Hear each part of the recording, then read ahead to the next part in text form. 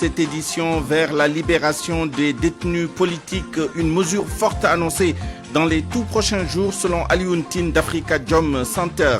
Quant à Pierre Goudiaby Atepa, il évoque des concertations sur les relations entre le président Macky Sall et Ousmane Sonko. Vous les entendrez tous les deux dans ce journal. Tenir l'élection présidentielle avant le 15 décembre 2024, proposition de Doudouka pour sortir de la crise actuelle. Le ministre de l'économie suggère que le président Macky Sall pourrait ne pas rester au-delà du 2 avril. Notre dossier politique sur les nombreuses réactions sur un bout de phrase qui fait polémique. Le président Macky Sall qui met en garde contre des forces organisées qui pourraient se substituer à la classe politique en cas de désaccord. Et puis programme Khuyindaouni, tolérance zéro pour les nouvelles recrues qui s'absentent de leur poste de travail. Nous irons à Karang où une mission du ministère de la Jeunesse vient de séjourner. Et puis retour aujourd'hui de notre rubrique Point de vue avec nos deux intervenants du jour. Nous parlerons de la décrispation sur la scène politique. À la mise en onde de ce journal, Abdoulaye Diop.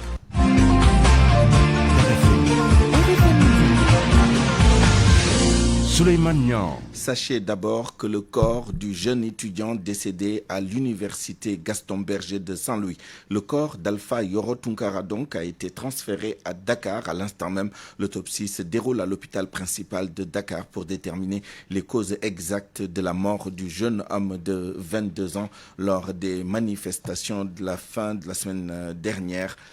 Contre le report de l'élection présidentielle à Saint-Louis où les étudiants de l'UGB sont encore sortis dans les rues et ils ont barré la route nationale numéro 2 et se sont affrontés avec les forces de l'ordre à l'instant. En direct avec nous, Ousseynou Diop, bonjour. Oui, bonjour Souleymane. Quelle est la situation, comment elle a évolué depuis ces dernières minutes, ces dernières heures? Alors, depuis 6 heures du matin, Souleymane, les forces de défense et de sécurité sont devant l'université Gaston Berger de Saint-Louis. Les étudiants sont au front depuis 6 heures du matin et au moment où je vous parle, donc l'université Gaston Berger de Saint-Louis est complètement quadrillée, mais également l'université Gaston Berger de Saint-Louis est complètement fermée aux étudiants parce qu'il y a des affrontements et au moment où je vous parle également, je suis à 200 mètres donc de la grande porte de l'université Gaston Berger de Saint-Louis, mais il n'y a pas d'entrée, il n'y a pas de sortie. Les forces de défense et de sécurité sont devant la porte de l'UGB et aujourd'hui également, il y a donc un autre problème, c'est le fait que les gros porteurs, les camions, les voitures ne peuvent plus donc passer devant l'UGB et ces voitures sont obligées de se garer donc sur la route nationale numéro 2 et il y a une longue file d'attente de plus de 3 km de voitures et c'est un danger parce que les étudiants, eux, ils veulent aller à Saint-Louis parce qu'ils veulent tout simplement montrer leur mécontentement face à tout ce qui se passe parce que le corps de l'étudiant n'a pas été donc remis aux parents. Les parents ont dit hier que les autorités ont voulu juste leur montrer la tête et eux, ils veulent voir tout le corps pour comprendre exactement ce qui se passe. Mais les étudiants sont très déterminés. Depuis quelques jours, il n'y a pas de cours à l'université Gaston Berger de Saint-Louis et ils veulent continuer. Au moment où je vous parle également, le comité de crise de l'université Gaston Berger de Saint-Louis est en train de se réunir, Souleymane. Merci Ousseynou Diop. Je rappelle que le corps d'Alpha Yoro Tunkara est arrivé à Dakar et l'autopsie se passe actuellement à l'hôpital principal. Toujours au sujet de la mort de l'étudiant Alpha Yoro Tunkara ici à Dakar, ses camarades de l'UCAD montent au créneau. Pour eux, c'en est assez. Les étudiants ne doivent pas être les cibles des policiers. Un sit-in est prévu la semaine prochaine pour exiger des autorités l'ouverture du campus social et le paiement des bourses. Je vous propose d'entendre Ibrahim Ndoye, il est le porte-parole des étudiants au micro de Salimata Awa. Est-il devenu un crime d'être étudiant au Sénégal? L'ensemble de nos droits les plus fondamentaux ne cesse d'être bafoué de jour en jour ici au Sénégal. Aujourd'hui, on avait convoqué la presse à l'Université Cheikh Anta Diop de Dakar pour faire un point de presse. À notre grande surprise, les policiers ont barricadé l'entrée de l'Université Cheikh Anta Diop de Dakar. Nous ne connaissons pas les causes parce que nous pensons, en tant qu'étudiants, nous avons notre droit, ne serait-ce en tant que citoyens, de nous exprimer librement, pacifiquement et sans violence. Donc, de connivence avec les autorités universitaires, c'est eux les instigateurs de la violence au niveau des campus de l'Université Cheikh Anta Diop de Dakar et sur tout le territoire national. Mis à part ça, nous nous inclinons devant la mémoire de notre camarade Tunkara tomber au front. Nous demandons à la communauté estudiantine d'être attentif parce que bientôt, nous allons programmer de faire un sitting pour manifester notre désaccord et notre désarroi à l'endroit de l'opinion nationale et internationale. Sur le paiement des bourses aussi, nous l'avons constaté parce que depuis la mort de Fallou Sène, le président de la République avait pris engagement que les bourses seront payées avant le 5 de chaque mois. Aujourd'hui, c'est le 12 et cela continue. Même ces derniers mois, c'était le même cas. C'est au-delà du 10 que nous percevons nos bourses. Et ceci est anormal parce que les étudiants, certains d'entre eux, ne comptent que sur cette bourse-là pour pouvoir subvenir à leurs besoins les plus primaires. Payer un logement, mais se nourrir à Dakar parce que la vie est chère. RFM, fréquente modulation 94.0, la radio en puissance. Ousmane Sonko, Macky Sall vers un protocole du Cap Manuel. Les deux hommes sont d'accord pour passer l'éponge sur le passé. Les médiateurs de l'ombre ont réussi à infléchir les positions. Un acte fort du président attendu dans les prochains jours. La libération de tous les détenus dits politiques avant le dialogue politique. Mohamed Ali Mouba. Pierre Atepa Goudiaby ne cache pas ce matin sa satisfaction. Un des architectes de la médiation entre Ousmane Sonko et Macky Sall soutient que les deux hommes sont prêts à faire des concessions importantes pour décrisper l'atmosphère politique. D'abord, je voudrais vous dire que le président de la République que j'ai rencontré veut la paix et j'en ai la conviction. Ce qui s'est passé hier, c'était hier. Aujourd'hui, c'est aujourd'hui. Et le temps de la paix entre Sénégalais est arrivé. Vous avez suivi vous-même le ou les incidents qui ont eu lieu entre le président et moi-même, comme vous le savez, entre la langue et les dents, il y a parfois des accrochages. Ça ne fait pas qu'il ne reste pas des compagnons. Dans sa livraison du jour, le journal Le Quotidien soutient qu'un projet de loi d'amnistie des faits politiques allant de 2021 à 2023 va passer sur la table du Conseil des ministres ce mercredi. Dans les prochains jours, libération d'Ousmane Sonko et compagnie. Aliou Tine, le patron d'Africa Jom Center, lui aussi médiateur dans cette crise. Je pense qu'il est prêt à faire le maximum, à prendre toutes les dispositions nécessaires qui lui garantissent à lui d'abord, c'est son intérêt, une sortie honorable, une sortie par la grande porte, une sortie en laissant pays réconcilié. Je pense que la notion de réconciliation, il l'a utilisée, il est disponible pour laisser un pays réconcilié. Nous, on travaille à ça parce que c'est notre mandat à Africa Jom Center, la paix, la sécurité, ça c'est notre mandat. Autre facilitateur, Marième Faye Sall, l'épouse du chef de l'État. Selon Pierre Atepa Goudiaby, Marième a joué un rôle important dans le rapprochement des positions, tout comme d'autres médiateurs de l'ombre. Mais lui préfère des concertations au dialogue politique. Oui, il n'y a pas de dialogue. Vous savez, moi j'ai dit qu'on ne devrait même pas parler de dialogue parce qu'on a vu ce que les dialogues ont apporté. Moi je parle plutôt de concertation, qu'on se concerte, qu'on aille se voir, qu'on se déplace, que les bonnes volontés puissent faire leur travail pour apaiser. C'est l'apaisement qui va nous amener vers la solution. N'oubliez pas ce qui se passe dans nos frontières et ne pensez pas que ce qui se passe ailleurs ne pourra jamais se passer au Sénégal. Ce serait une très grave erreur que de penser ça. Mais je ne vous en dirai pas plus. Je discute avec les uns et les autres et je dois vous dire que tout le monde fait preuve d'ouverture et d'humilité également. Reste à savoir comment ces concertations vont être accueillies par les éléments radicaux des deux camps qui ont toujours prôné la confrontation. Un autre médiateur, le président nigérian, président en exercice de la CEDEAO, il était attendu à Dakar aujourd'hui. Sa visite est finalement annulée. Il devait rencontrer le président Macky Sall et des acteurs politiques pour trouver une solution à la crise politique que le Sénégal traverse actuellement. Pendant ce temps, une délégation du Parlement de la CEDEAO est déjà à Dakar. Ces parlementaires rencontrent à l'instant le président de l'Assemblée nationale, Amadou Mame Diop. Dans l'après-midi, ils vont rencontrer les présidents des groupes parlementaires de l'opposition et du pouvoir. 12h10. Venons-en maintenant à la proposition de Doudouka pour une sortie de crise. rapprocher la présidentielle et non la tenir le 15 décembre. Selon lui, cela peut être la solution si les acteurs s'y accordent lors du dialogue.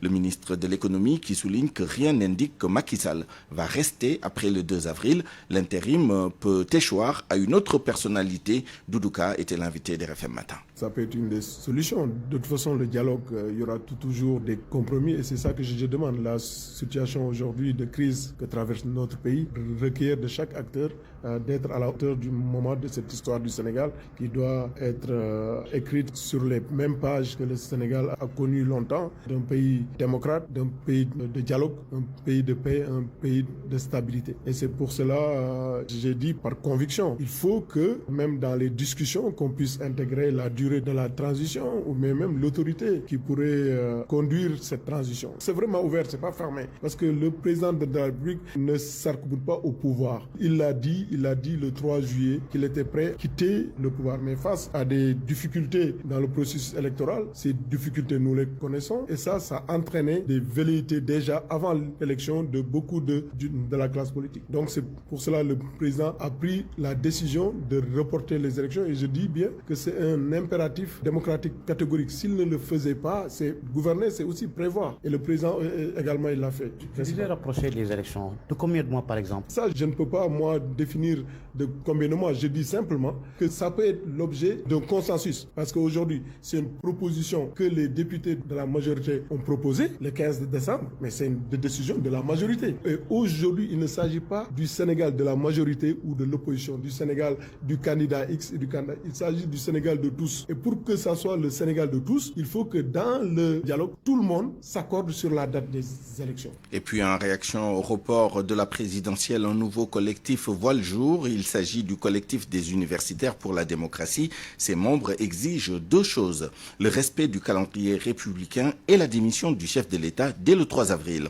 Le collectif va se mettre à côté de toutes les forces vives de la nation pour dénoncer ce qu'il appelle une violation de la Constitution. Écoutons Ndeye Astou Ndiaye, membre du collectif des universitaires pour la démocratie, au micro de Famadione. Les universitaires que nous sommes, nous nous engageons à mener la lutte aux côtés de toutes les forces vives de la nation et voulons saisir cette occasion pour appeler à la mise en place d'un front républicain regroupant tous les organismes investis dans le combat, société civile, cercles de réflexion, syndicats, ordres professionnels, etc.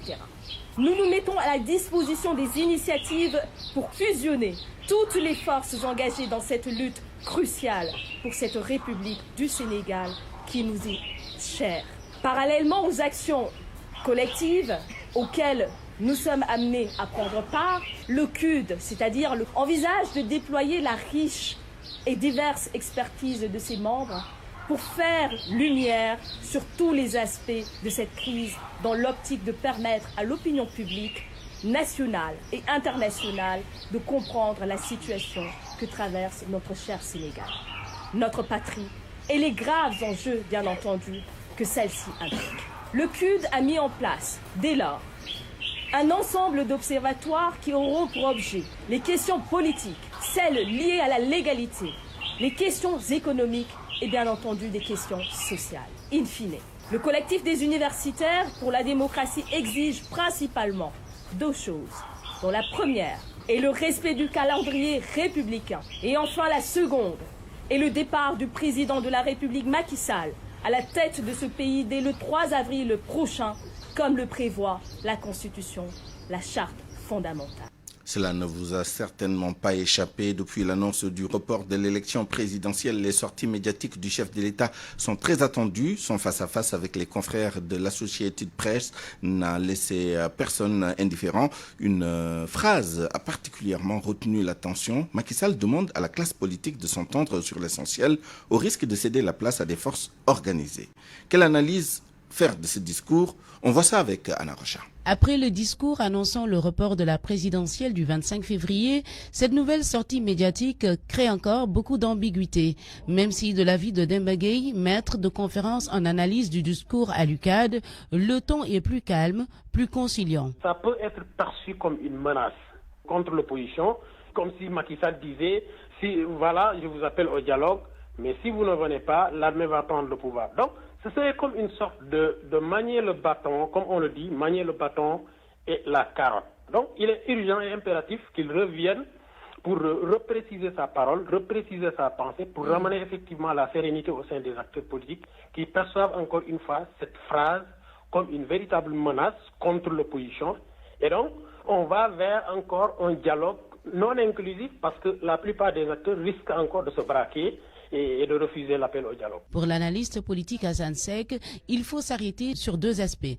Le timing d'abord, puis le contenu. Si Macky était en train de développer une stratégie de décrispation, le contenu du discours est manifestement inapproprié à une telle stratégie. Si Macky, véritablement dans son intention, c'était de dialoguer, ce discours-là n'est pas un discours d'appel au dialogue. Parce que pour les autres, les membres de l'opposition, c'est plus un chantage qu'autre chose. Pour cette élection-là, ce qu'il devait comprendre, c'est qu'il n'est plus le maître du jeu pour pouvoir prôner un tel discours. Cela veut dire donc en conséquence qu'un tel discours est assez catastrophique au regard véritablement des événements qui se sont produits au Sénégal. Dans quel pays nous sommes? Si lui, il est garant de la sécurité, si lui, il en arrive jusqu'à cette étape-là, ça veut dire qu'il y a un problème dans ce pays-là. Parce que le président de la République devait se garder d'aller, même s'il avait ça au fond de sa pensée, mais il devait se garder de l'exprimer quand même. Dans cette interview accordée à la société de presse, le président Macky Sall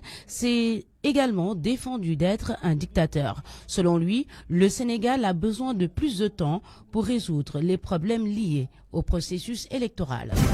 RFM, la radio de toute l'actualité. Allons à Kaolack, où plusieurs établissements scolaires n'ont pas fait cours ce lundi. La situation politique du pays à l'origine, selon certains parents et directeurs d'école.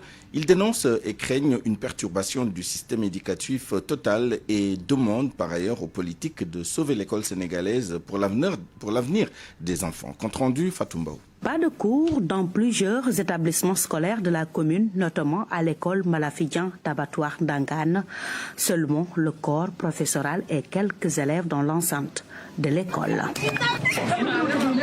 Une situation jugée alarmante selon le directeur qui demande aux politiques d'épargner l'école sénégalaise.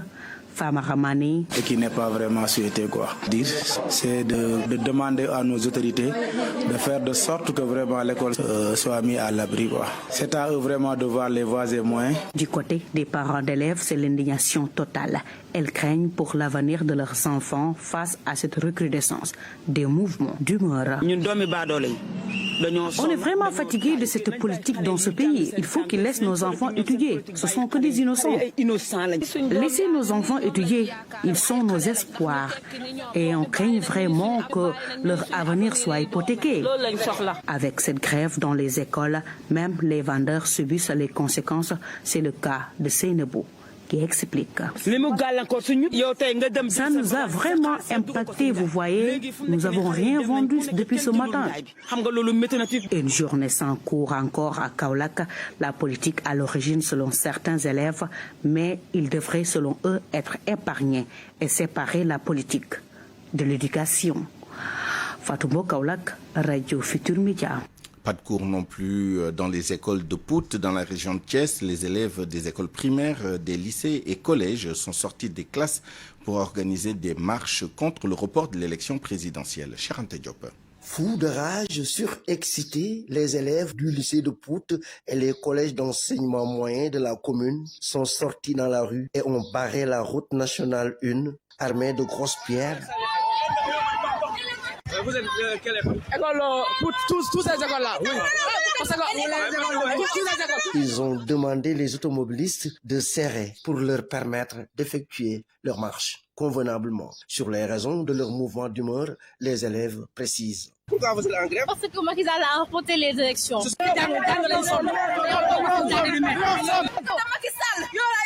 voulons pas qu'il assis dans la... Je ne sais pas. Par contre, à Thiès, aucun mouvement n'a été noté du côté des élèves. Les cours se déroulent normalement. RFM Thiès, Cheikh Anta Diop. Et puis notez que la coordination des associations de presse maintient son plan d'action. Une veillée nocturne est prévue ce soir à partir de 20h à la maison de la presse Babacar Touré. C'est pour dénoncer les violences policières à l'encontre des journalistes. Le CAP se félicite tout de même du retour du signal de Walf qui a récupéré sa licence. Voici Maguette Ndong, secrétaire général adjoint du Synpics et membre de la CAP. Il est joint au téléphone par Boubacar Dia. Mais nous estimons que nous étions pour des combats de principe. Parce qu'au-delà de Walf, vraiment, nous pensons que c'est toute la presse qui a été agressée. Mais nous continuons à nous battre pour que nos confrères ne soient plus victimes, en tout cas au sein vraiment sur le terrain. Parce que récemment, nous avons vu que notre consoeur Absahan a été agressé, de même que Mor Amar. Et ensuite, vraiment, nous pensons que vraiment pour cela, nous allons continuer notre plan d'action pour que vraiment ces violences cessent. Aujourd'hui, on a prévu de faire une veillée nocturne à la maison de la presse et nous invitons vraiment tous les confrères, toutes les consoeurs à participer à cette veille, de même que la société civile et aussi les Sénégalais qui sont épris de justice pour que vraiment ces violences-là cessent. Et nous estimons que vraiment les forces de défense et de sécurité doivent faire la part des choses, c'est-à-dire que le journaliste qui est là sur le terrain n'est pas un citoyen lambda qui est là pour regarder, mais il est là pour donner l'information, il est là pour éveiller les consciences, il est là aussi pour l'opinion. Et par rapport à la journée sans presse qui a été prévue ce mardi? Écoutez, c'est vrai que tous les patrons de presse étaient d'accord, en tout cas la plupart d'entre eux étaient d'accord pour que vraiment cette journée-là de la presse-là soit maintenue, soit faite. Mais au niveau aussi de la CAP, nous allons évaluer pour voir est-ce que vraiment ce sera fait ou pas. Mais en tout cas, aujourd'hui, nous allons statuer sur cela parce que d'abord, il faut le dire, là, il y a une nouvelle donne. La licence qui avait été retirée à Walf a été maintenant redonnée à Walf. Donc vraiment, nous allons essayer de voir les choses. Mais ce qui a été surtout maintenu, c'est la veillée nocturne. Les travailleurs du centre de formation professionnelle horticole de Cambérène ont entamé aujourd'hui une grève de 72 heures. Ils dénoncent leurs conditions de travail dans leur établissement et d'autres difficultés. Vous entendrez le délégué du syndicat national des techniciens et travailleurs de l'agriculture du Sénégal, Mohamed Li, dans nos prochaines éditions. RFM. L'actualité internationale. Le journal international avec vous, Georges Détié-Diop. Bonjour. Bonjour Souleymane. Attentat à la bombe hier au Cameroun. Attentat à la bombe artisanale, une personne tuée. L'attentat est survenu 2 heures après le passage d'une parade d'écoliers à l'occasion de la fête nationale annuelle de la jeunesse. Les autorités de l'ouest du pays soupçonnent les séparatistes anglophones qui combattent l'armée depuis 7 ans.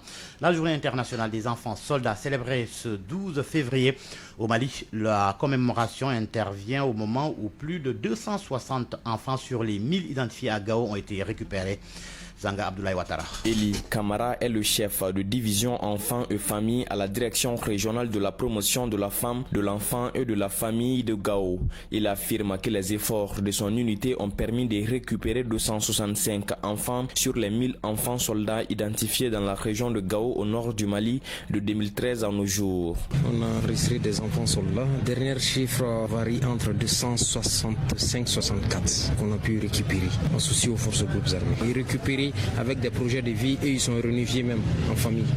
Les causes de l'enrôlement de ces enfants soldats par les groupes armés terroristes sont nombreuses et diverses, explique ici Ali Tunkara, directeur exécutif du Centre d'études sécuritaires et stratégiques au Sahel. Certains l'ont parce qu'ils ont connu un abandon de la part de leur maître coranique, d'autres l'ont parce que leurs propres familles ont eu du mal à assurer ces fonctions éducatives, d'autres aussi ont été forcés. Le groupe radico-violent enrôle les enfants parce que ces enfants sont des cibles beaucoup plus faciles à endoctrinés, sont des cibles où l'on peut facilement les droguer, des actions de kamikazes ou d'autres formes d'actions violentes. Pour lutter contre le recrutement des enfants par les groupes armés terroristes, ces deux experts conviennent qu'il faut des actions de sensibilisation, de prévention et de prise en charge en faveur de ces enfants qui se font enrôler. Zanga Abdoulaye Ouattara, Bamako, Radio Futur Média. Encore un drame de migrants en Tunisie. 17 Tunisiens qui se trouvaient à bord d'un bateau de migrants se dirigeant vers les côtes italiennes, portés disparus selon un responsable de la garde nationale. Ils avaient embarqué la semaine dernière sur un bateau de pêche au départ de Bizerte dans le nord de la Tunisie. Les gardes-côtes et la marine ont commencé les opérations de recherche. La guerre au Moyen-Orient, série de bombardements sur Rafah, le bilan est très lourd. Ces raids nocturnes ont fait plusieurs dizaines de morts selon le Hamas. Israël de son côté annonce avoir libéré 2 otages. Tom Choran. 2 hommes retenus dans la ville de Rafah, à la frontière égyptienne, ont été libérés cette nuit par un commando de Tsahal. Les otages, âgés de 60 et 70 ans, avaient été faits prisonniers par le Hamas lors de l'attaque du 7 octobre. Les militaires israéliens ont pénétré le gigantesque camp de réfugiés de la ville après un bombardement intense de leur artillerie sur la zone. Selon les autorités palestiniennes, plus de 100 personnes seraient mortes dans ces frappes. Le camp de Rafah est devenu, au fil des mois de guerre, l'un des derniers endroits de refuge pour les populations palestiniennes bombardées et déplacées. Plus d'1,4 million de personnes y vivraient actuellement. Et le bilan des victimes palestiniennes pourrait s'alourdir encore lourdement. Benjamin Netanyahou a annoncé une intensification des frappes sur la zone dès ce lundi. Plusieurs autorités internationales ont alerté le gouvernement israélien sur les conséquences dramatiques que pourraient avoir les assauts prévus sur la ville surpeuplée. Près de 2 millions de personnes ont été déplacées à Gaza depuis le mois d'octobre. Contraintes de fuir les combats et les bombardements, ces populations descendent toujours plus vers le sud de la bande et se massent donc, chaque jour plus nombreuses, dans la ville de Rafah. Aux États-Unis, le secrétaire d'État à la Défense Lloyd Austin en soins intensifs. Il a été hospitalisé en raison d'un problème urgent de la vessie selon le Pentagone. Ses responsabilités ont été transférées à son adjointe. Et dans le monde du sport, la mort du recordman du monde du marathon, l'athlète kenyan Kelvin Kiptum est décédé hier soir dans un accident de la route dans le centre du pays. Il était âgé de 24 ans et détenait le record depuis 2023. 2h35 secondes. Merci Georges Détié Diop. Parole aux auditeurs. L'actualité, qu'en pensez-vous? Moi je pense que vous devez. Réagissez dans nos éditions d'information sur l'actualité. Bonjour. Du lundi au vendredi, vous avez la parole sur RFM. Point de vue, nous débattrons des voies et moyens pour décrisper la situation politique et sortir de la crise actuelle au lendemain du report controversé de l'élection présidentielle. Et pour ce faire, nous serons avec M. Malaw Kanté, analyste politique, docteur en philosophie politique et enseignant à l'université Cheikh Anta Diop de Dakar, et Babacar Dione, analyste politique, directeur de publication de l'I Quotidien. RFM Sport.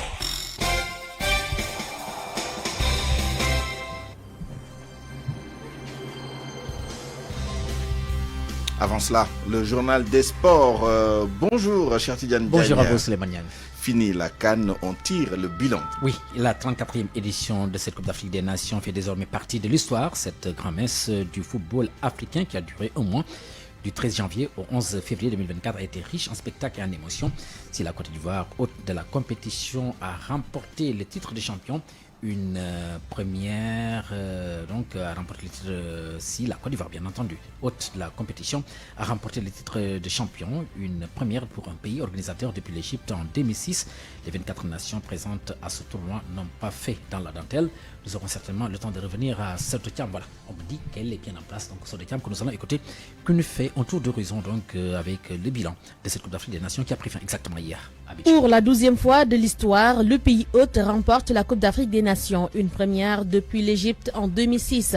Pour la Côte d'Ivoire, c'est son 3e sacre dans la compétition, après 1992 au Sénégal et 2015 en Guinée équatoriale. La Côte d'Ivoire va empocher le plus gros pactole, 7 millions de dollars, soit environ un peu plus de 4 milliards de francs CFA. Finaliste malheureux, le Nigeria a subi une 5e défaite en finale de Coupe d'Afrique des Nations, égalant le Ghana comme une équipe ayant le plus souvent terminé vice-championne d'Afrique. Victor Osimhen et ses coéquipiers vont empocher la somme de 4 millions de dollars, soit environ 2,6 milliards de francs CFA. L'Afrique du Sud, 3e, et la RDC, 4e, auront chacune 2,5 millions de dollars, soit un peu plus d'1,5 milliard de francs CFA. Autre fait marquant dans cette 34e édition, le sélectionneur des éléphants, Emerse Faé, est le tout premier manager à remporter la Coupe d'Afrique des Nations sans avoir démarré le tournoi en tant que sélectionneur principal de son équipe. D'ailleurs, lors de cette CAN, 8 sélectionneurs se sont séparés de leurs équipes respectives. Certains sont limogés, d'autres ont démissionné. En 52 matchs, les filets ont tremblé 119 fois. Pour les récompenses, le héros des Ivoiriens, Emerse Faé, est élu meilleur sélectionneur. Le portier sud-africain Rowan Williams est désigné meilleur gardien de la compétition, lui qui a stoppé 4 tirs au but capverdiens en quart de finale et 2 Congolais en petite finale. Le soulier d'or a été décerné à Emilio Nsoué avec 5 réalisations et le titre de meilleur joueur à William Troost Ekong, finaliste malheureux avec le Nigeria malgré son but. Simon Adingra, élu meilleur joueur du match face aux Super Eagles, est également le meilleur jeune joueur de la compétition. compétition. Simone Anigra, donc passeur décisif sur les 2 buts de la Côte d'Ivoire hier lors de la finale qu'ils ont remporté face au Nigeria sur le score de 2-1. C'était devant un public nombreux au stade Alassane Dramane Ouattara d'Ibimpe. Et justement après cette rencontre, les supporters ivoiriens ont réagi au micro de notre envoyé spécial à Abidjan, Youssou Boyan. J'ai un seul mot à dire. Si les gens ne croient pas en Dieu, ils doivent savoir que Dieu existe. Parce que de là où nous venons, on savait, personne n'avait parié sur la Côte d'Ivoire. Tout le monde pensait qu'on était éliminé. Aujourd'hui, nous voilà au sommet de l'Afrique avec cette Coupe d'Afrique. On dit merci à Dieu, on dit merci à notre entraîneur Faye Mers et longue vie à cet entraîneur. D'abord, on remercie le Seigneur. Parce qu'il y a eu seul pour nous montrer ce modèle d'expérience déjà. Et l'espérance qu'on a eue, l'espoir qu'on a eu, vraiment on ne peut pas dire que merci à Dieu.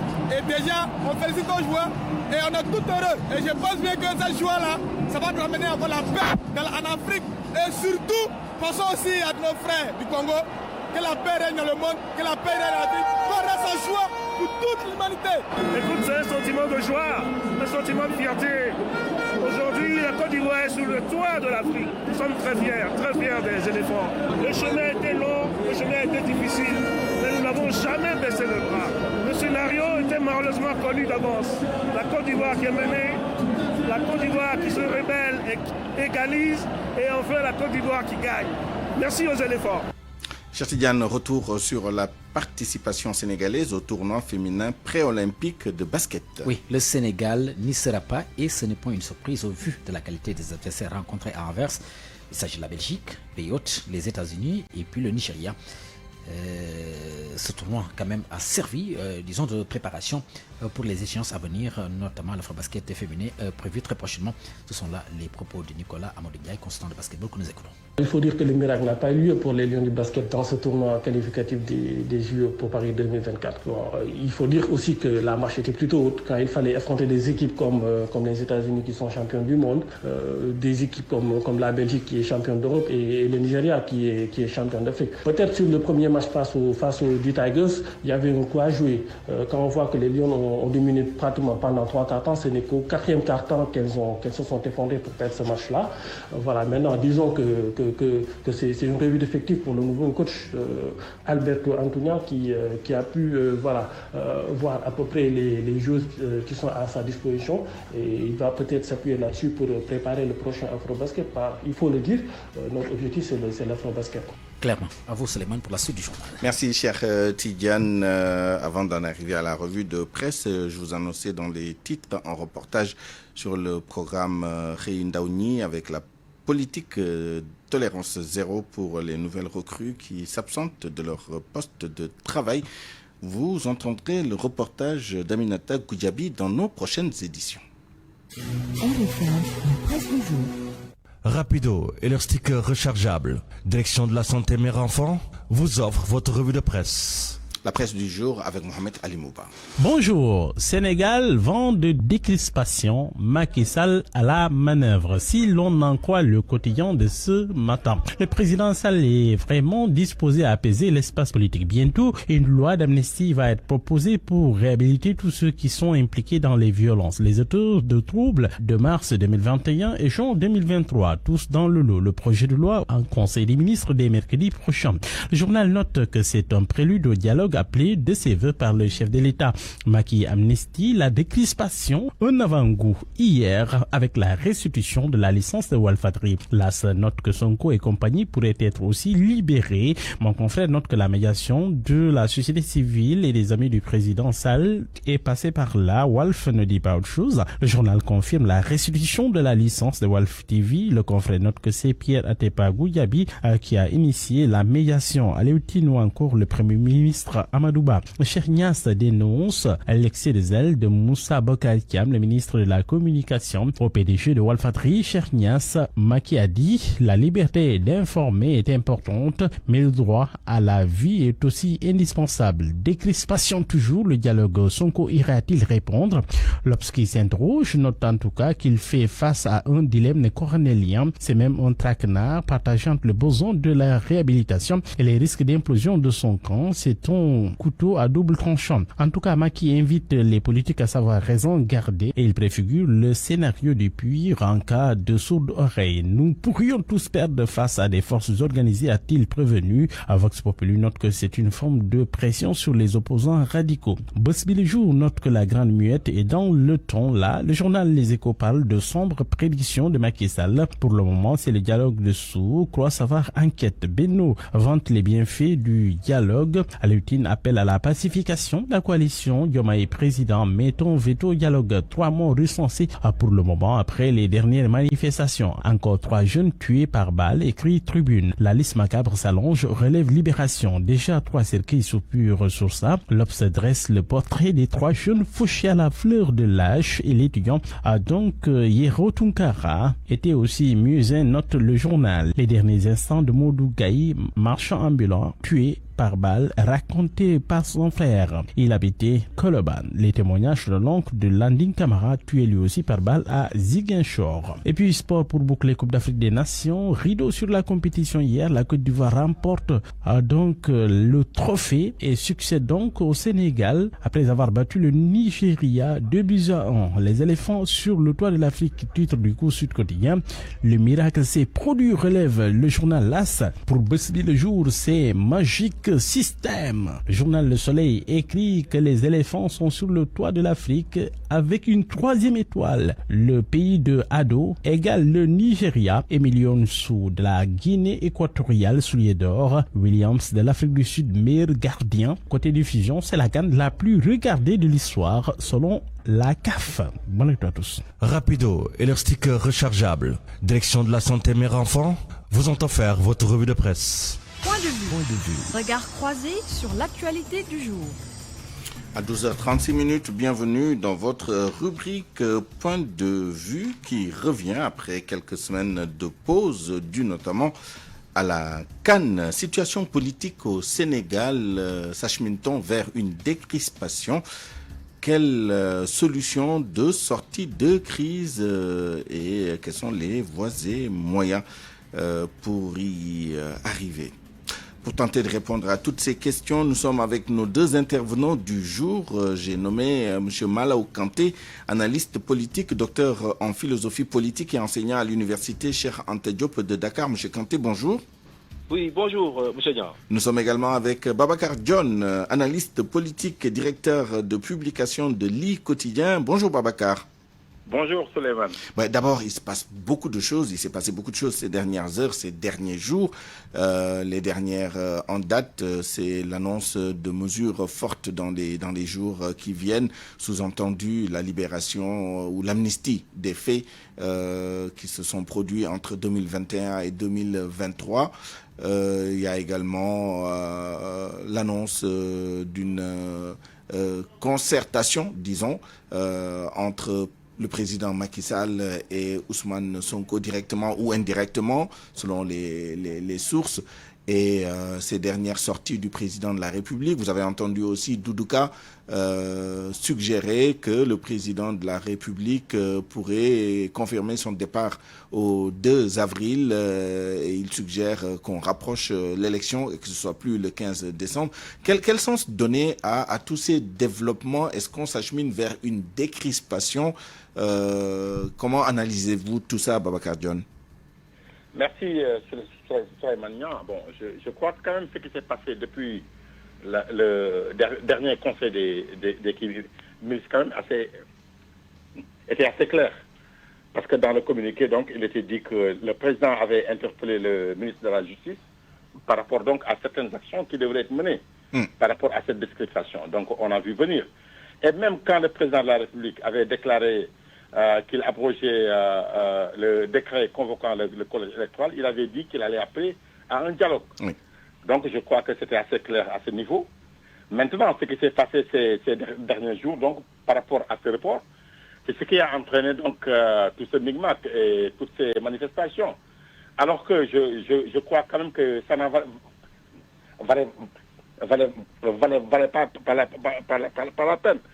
Parce qu'on le sait donc depuis juin et mars même 2021, par rapport à ce que vous avez dit tout à l'heure. Donc ça bouge donc dans tous les sens. Il y a donc une différenciation qui existe dans cette population sénégalaise il y a un fossé qui existe entre certains acteurs politiques dans les familles et dans la population. Donc, il y a une mésentente qui existe. Donc, je crois que c'était important par rapport à ce niveau de report, surtout quand même pour une loi votée à l'Assemblée nationale. Je ne vois pas pourquoi certains acteurs, surtout certains universitaires, appelaient à des manifestations qui se sont terminées par des morts d'hommes, alors que je crois qu'il y avait des recours qui étaient possibles. Il y a eu des recours donc, qui ont été déposés au niveau du Conseil constitutionnel et au niveau également de la Cour suprême. Je crois qu'il fallait mieux attendre peut-être que ce dialogue-là soit édifié, que les gens sachent donc sur quel pas danser, sur quel pied danser, avant peut-être d'appeler à des manifestations. Mais justement, on a un universitaire sous la main. Malo Kanté, rebonjour. Alors, d'abord l'interpellation de Babacar John sur la position ou le positionnement des acteurs universitaires par rapport à cette question. Il y a plusieurs niveaux. Il y a le niveau, disons, académique, intellectuel, avec les joutes qu'on a entre constitutionnalistes, juristes, etc. Mais il y a l'aspect syndical aussi, avec l'engagement, vous l'avez entendu tout à l'heure, du corps professoral, disons, pour résumer ou pour schématiser un peu, dans le combat. Mais plus au fond, aujourd'hui, est-ce que c'est réaliste de demander le maintien du calendrier électoral, le départ du président de la République dès la fin de son mandat, le 2 avril, comme l'indique la Constitution, et en même temps la tenue d'un dialogue sur des questions de fond, etc. Qu'est-ce que vous pensez de tout ça? Oui, merci Souleymane. Je commence d'abord par saluer donc, les auditeurs de la RFM. Je salue également M. John, qui est de l'autre côté. Bon, j'aimerais d'abord dire un mot par rapport vraiment à la décrispation politique. Moi, je pense que c'est une situation qui n'est pas étonnante. D'autant plus qu'au Sénégal, nous avons une tradition quand même de dialogue politique qui date de très longtemps. En 1960, on a eu des crises. Je parle notamment des événements du 20 août 1960, 1962, 68, etc., 93. Et tout ça, effectivement, les acteurs politiques, de toute façon, on finit par... voilà, c'est toujours, ça termine toujours par un dialogue. Donc c'est quelque chose vraiment que je salue. Et j'aimerais également dire que la chance qu'on a aussi ici au Sénégal, c'est qu'on a des leviers sur lesquels s'appuyer vraiment pour développer un climat de paix dans la société, que ce soit les chefs religieux, les chefs coutumiers, etc. Et puis par rapport à notre culture. Alors, on a entendu la communauté laïenne, notamment durant ce week-end, lors du 144e anniversaire de l'appel de Seydina Limamou Laye. Effectivement, c'était un sujet quand même au centre des discussions, effectivement.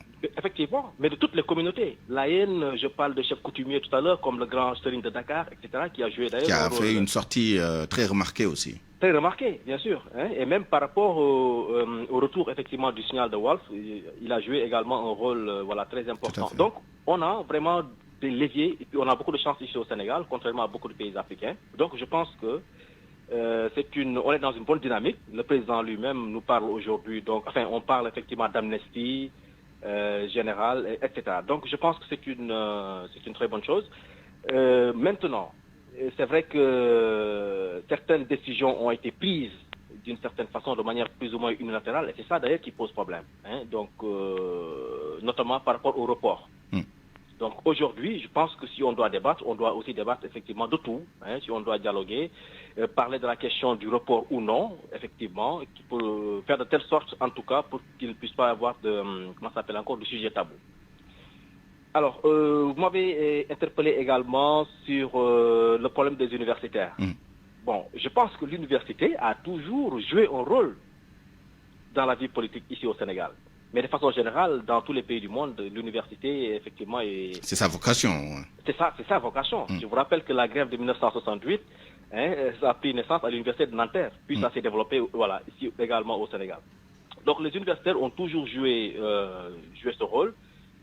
Maintenant, c'est clair, parmi les universitaires, il y a effectivement des politiciens, mais il y a également des intellectuels qui sont plus ou moins neutres et qui essaie de toute façon d'apporter des arguments plus ou moins objectifs.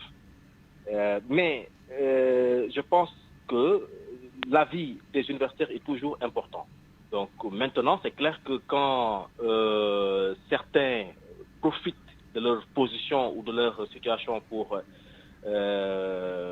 prendre des discours, disons, purement politiques, c'est ça d'ailleurs souvent qui pose problème. On sait qu'aujourd'hui, le monde syndical, ici au Sénégal, pas que au niveau universitaire, mais partout, même au niveau dans le moyen secondaire, et ainsi de suite, il y a des acteurs qui sont, ce sont des politiciens, certains d'entre eux. Et ça aussi, effectivement, ça peut biaiser, bien entendu, le débat politique. Alors, je reviens à vous, Babacar John. Apparemment, pour décrisper la situation en vue du dialogue, le président serait prêt à prendre des mesures fortes, notamment en termes de libération des détenus dits politiques et peut-être d'autres mesures. Et du côté de l'opposition, est-ce que vous sentez qu'il y a, une préparation en termes de compromis, en termes de mesures d'apaisement pour arriver sereinement à un dialogue qui serait à ce moment-là fructueux? Ce qu'il faut dire aujourd'hui, vous l'avez dit quand même tantôt, il y a le report qui est acté. Je crois qu'insister quand même sur la tenue des élections le 25 février quand même, ça qui pose problème. Je crois que tous les acteurs politiques et de la société civile devraient s'entendre sur ça. L'autre chose, je crois qu'il y a eu des fossés parce qu'on n'a pas eu donc ces leviers-là. À un moment donné, donc, les universitaires et certains membres de la société civile ont pris fait quand même et cause.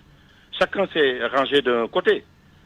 Cela a duré depuis mars 2021. On n'a pas senti une certaine neutralité dans la classe, en tout cas de la société civile. Ça va plus loin, même les autorités religieuses, au sein des familles même, il y a eu une bipolarisation excessive. Ce qui s'est passé, on n'a pas senti cette neutralité-là qui pouvait nous aider. Malheureusement, que ce soit les universitaires, que ce soit la société civile, ils ont pris tous fait quand même écho, soit pour Macky Sall, soit pour Ousmane Sonko et les autres. Je crois que c'est ça qui a retardé un peu ces négociations. Mais aujourd'hui, il faut qu'on prenne acte quand même de ce qui se passe. On ne peut pas continuer dans des manifestations, on ne peut pas continuer donc dans des morts d'hommes. Il est temps qu'aujourd'hui, qu'on prenne le dialogue-là donc en compte et que les gens se retrouvent. Maintenant, cette opposition-là, qui insiste peut-être pour que ce report-là n'ait pas lieu, je crois qu'il ne peut pas avoir gain de cause. Aujourd'hui, il faut qu'il s'entende sur une chose. D'autant plus que je crois que le président Macky Sall a réitéré son engagement par rapport à son départ. Hein? Tout le monde doit se dire qu'aujourd'hui, ce n'est pas pour une troisième candidature de Macky Sall. Mais si on se met également à dire, j'ai entendu tout à l'heure sur vos zones un reportage dans des écoles là, des enfants qui disaient non, on ne veut pas d'une troisième candidature. Parce que c'est ça qu'on veut faire croire aux populations. Si on transforme le report des élections par une troisième candidature, c'est ça qui est en train de se pousser là. Alors que tout le monde sait qu'il ne s'agit pas d'une troisième candidature du président Macky Sall. Il y a eu un report, même si moi je ne suis pas d'accord sur cette crise institutionnelle, il n'y en a pas. Mais quand même, les faits et certaines accusations sont assez graves pour qu'on s'attarde quand même sur ça.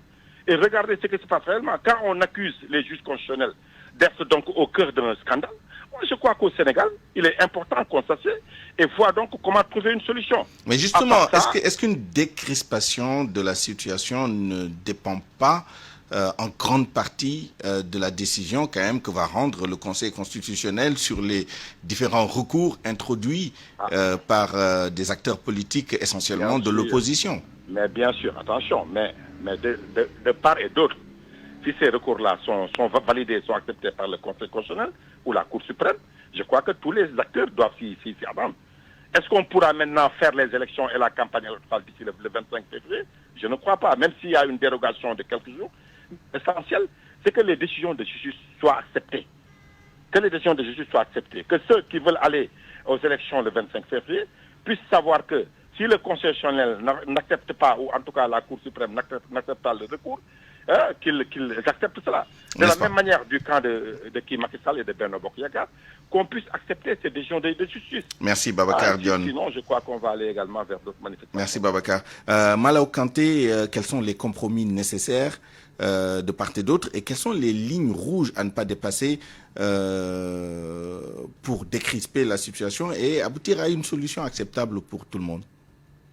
Bien, monsieur Niang, je crois qu'il est clair qu'aujourd'hui, l'opposition, mais également le camp du pouvoir, n'ont pas intérêt à ce que, comme le président l'avait insinué, le pouvoir tombe entre les mains de forces organisées. Bon, donc il faut vraiment que les acteurs reviennent à la raison. De toute façon, le dialogue est inévitable. Maintenant, le problème, c'est qu'il faut aussi qu'on essaie de verrouiller un petit peu notre constitution. Le Sénégal, aujourd'hui, depuis les indépendances, on a presque fait, je peux dire, M. Niang, presque 18 modifications de la Constitution. Et ça, pratiquement, c'est un record. Il n'y a aucun pays au monde où il y a autant de modifications de la Constitution. Et aussi, essayer de revoir, d'une certaine façon, sur quel point discuter, et aussi respecter effectivement les points qui seront, respecter effectivement les engagements pris lors des dialogues. Le problème, c'est qu'on a fait aujourd'hui presque 4 ou 3 dialogues.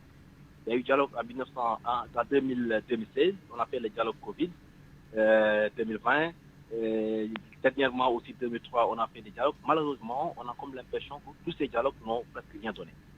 Donc aujourd'hui aussi, oui. Allez-y. Voilà. Pour finir. C'est ça le problème. C'est-à-dire qu'on n'a pas vu les conséquences réelles de ces dialogues en réalité. D'accord. Merci beaucoup, Malaw Kanté, analyste politique, docteur en philosophie politique et enseignant à l'université Cheikh Anta Diop de Dakar. Babacar Dione également, merci. Analyste politique, directeur de publication de l'I Quotidien. C'est la fin de cette édition à 12h51. Je vous remercie de l'avoir suivi. Merci à toute l'équipe qui l'a préparé et réalisé. À la rédaction en chef El Hadj Ndiogou Diène, chef d'édition Awambaye avec Mam Astou Kane, à la mise en onde Abdoulaye Diop, digital Maïssa Mbaye, à la production Alioune Ba. À 13h, vous avez rendez-vous avec El Hadj Ndiogou Diène pour le grand journal en Wolof. D'ici là, excellente suite des programmes sur la RFM. Au revoir.